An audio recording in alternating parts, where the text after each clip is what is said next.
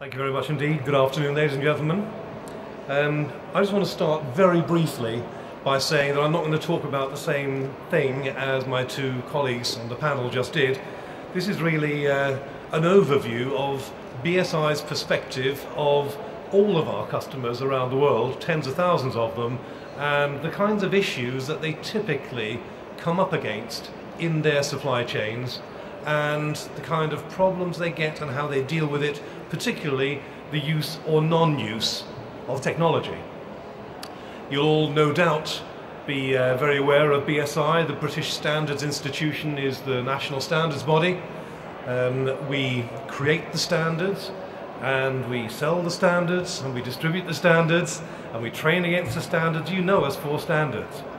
But we also have a very rapidly growing technology area, which is the application of software to enable companies to better manage either their standards or their supply chain, or both together.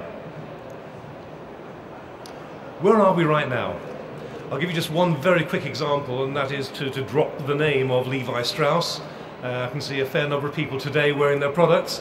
And they have a very extended and very large supply chain, stretching all the way around the world, growing as we speak. They've got their own factories, lots of them, subcontracted factories, lots of them, and every time they get their own assessors or external assessors going to these sites around the world, they come back with reports with typically 3 recommendations or non-conformances, and these lead to just a plethora, hundreds and growing into thousands of actions that they have to prioritize and that they have to have visibility at all levels, operational through to very senior management. It's a practical problem about what to do with their supply chain. So it speaks for itself that technology might be able to help in that area. The reason that we're talking about this is because the world's changed dramatically in the past 5 years or so because of these reasons: globalization, competitive pressures, and the consumers, the people who buy the product, are becoming more aware and more discerning. So what does that mean? Every company now is increasing the sheer number of suppliers they're having to deal with, and very often it's stretching a long way away from home, and therefore increasing the potential for material risks. And what does that mean? The likelihood of reputational harm is increased substantially. Reputational harm, is this woolly, is this fuzzy? No, there are real financial impacts of this. Some examples, and we're talking here about product recalls, but this is just one example. And these, you'll remember them no doubt. Most recently, you remember Toyota. There's a lot of brands that have suffered with these kinds of issues. This really hurts. It hurts if they're stock market listed, because it can shave pounds, cents off their share price, and that is real money. It can hurt because the buyers of their product lose faith in their brand. So brand and reputation have practical issues. And it can apply to all different kinds of products and services. How much does it cost? Product recalls are probably the most immediately expensive issues. Here's some examples. And that number is not a BSI number, it's not made up, this is something that is independently verified. Huge amounts of money. When Cadbury had a bit of an issue with some suspected product contamination from a duct pipe some years ago, the ongoing costs were horrendous, not just to fix their pipework in that one factory, but all of their factories had to be equally fixed.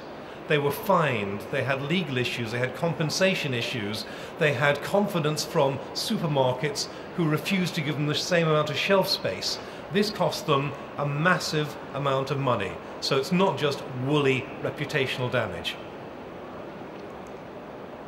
It can get as bad as this: closing factories, putting people and families out of work. And when you're talking about the other side of the world, they don't have unionization necessarily. They don't have what we consider a fair working week in terms of number of hours. They don't have environmental controls.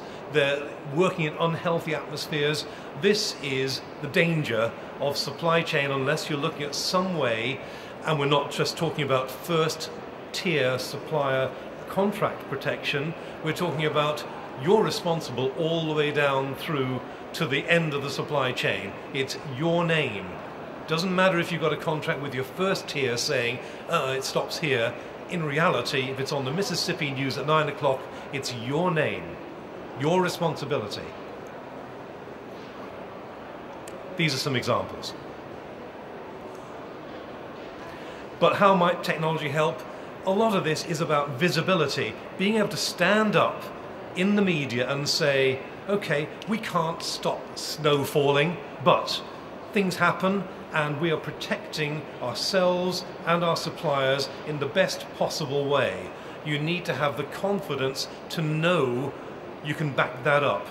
And that is where things like technology can help.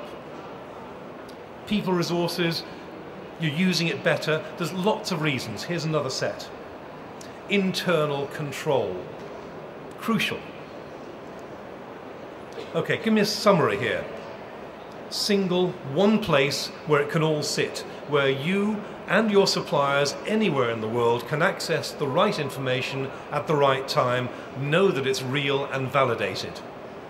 I'm not going to go through this list, but you can get an idea from this summary that this is an important area.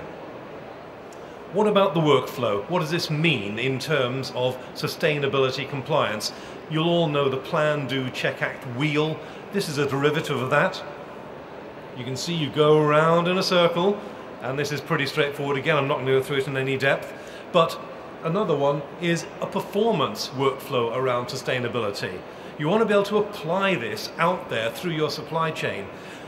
You can assume that your own company internally is at best practice, but your supply chain is probably not, and should be. That's in your interests. Identify your best practice, share it through the supply chain.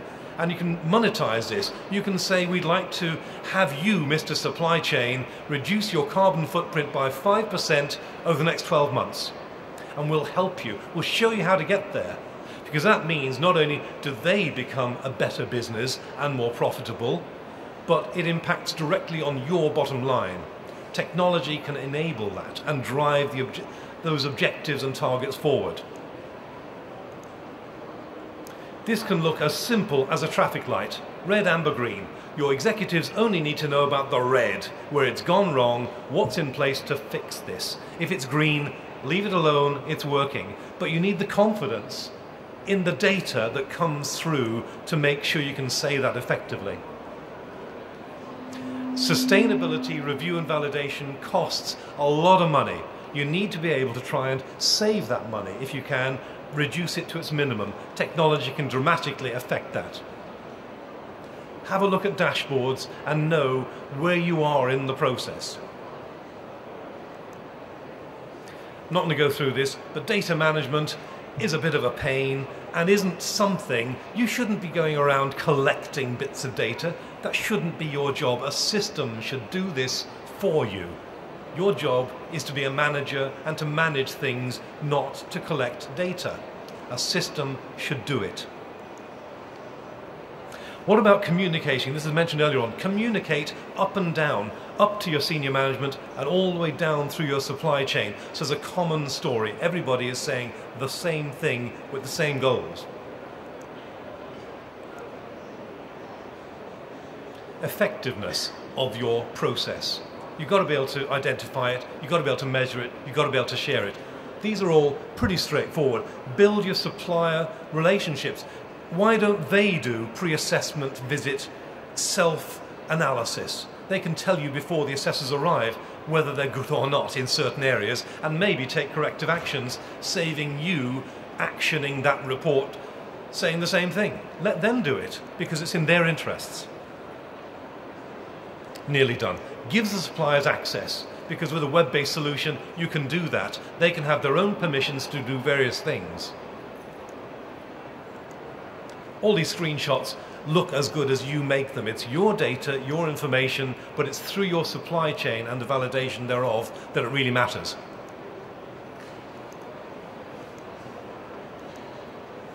If someone is accusing you of bad practice, you need to be able to stand up there and prove that what you're doing is the best you could have done in the circumstance based on your management systems, whether they're certified or not.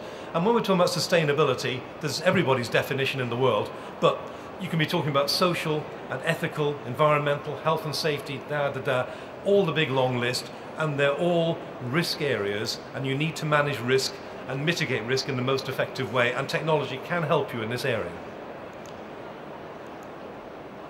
Spreadsheets are transparency killers, I'm afraid. They have their place, and that's very useful, but not in this kind of area. Measuring to enable management using spreadsheets in this area just doesn't quite cut it. You need to have web-based verifiable solutions. Reporting is pretty straightforward, but I'm going to finish just by saying, if I can get this to click on,